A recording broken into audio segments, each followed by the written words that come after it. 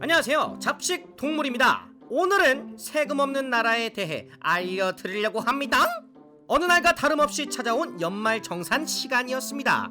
누군가에게는 제13의 월급날이라고도 불리며 누군가에게는 배 아픈 날이기도 한 바로 그날, 문득 그런 궁금증이 들더군요.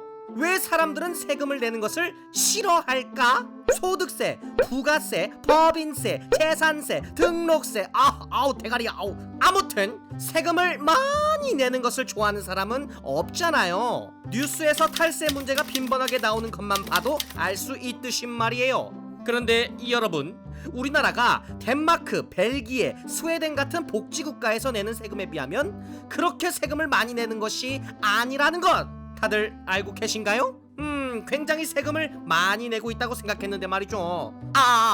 저 말고 우리나라가요. 아무튼 저도 언젠가는 세금을 많이 낼 수 있는 날이 와서 제가 내는 세금이 나라를 위해서 발전적으로 사용되는 날이 오길 희망해 봅니다. 자, 다시 본론으로 들어와서 우리나라 국민들이 내는 세금은 실제는 유럽의 복지국가에서 내는 세금의 반보다 조금 넘는 수준이었는데, 그렇다면 반대로 우리나라보다 세금을 적게 내는 나라는 어디일까 하고 알아보다가 세금이 없는 나라를 발견하게 되었습니다. 바로 작지만 매력적인 나라 모나코인데요. 모나코는 유럽 남부 지중해 연안에 위치해 있으며 면적은 약 2.2제곱킬로미터로 세계에서 두 번째로 작은 나라로 알려져 있습니다.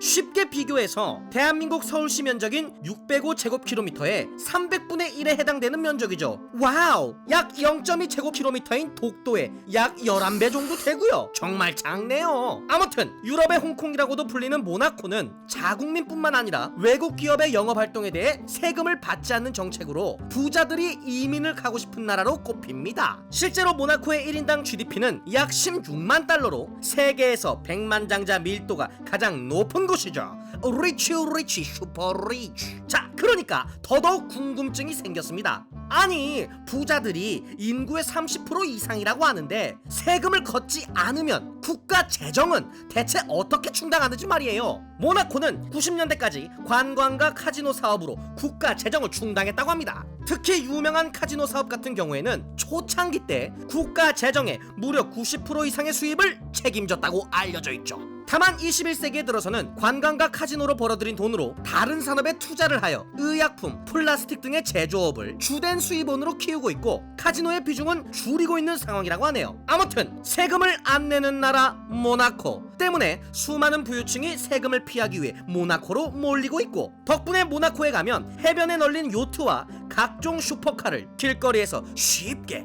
아주 쉽게 볼 수 있다고 합니다. 게다가 1년 내내 20도를 유지하는 따뜻한 날씨에 철통 보안은 정말이지 최고의 휴양지가 아닌가 싶습니다. 여러분들도 저처럼 이런 궁금증이 생겼다면 참지 마시고, 머리 때리지 마시고, 싸우지 마시고, 그러다 머리 박 터집니다. 그럴 땐 저에게 댓글로 남겨주세요. 여러분들의 댓글이 제가 잡식할 수 있는 이유니까요. 구독과 좋아요, 저에게 먹이를 주세요.